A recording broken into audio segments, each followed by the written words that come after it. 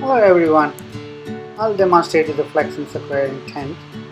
It has two openings, zipper as well as the sleeve. Zipper is used when you want to access the larger area of the cage. You can put multiple potted plants. Here I just demonstrate you one. You can put as many as you wish, as many as the 60 by 60 can hold. The potted plants can also be kept inside the cage.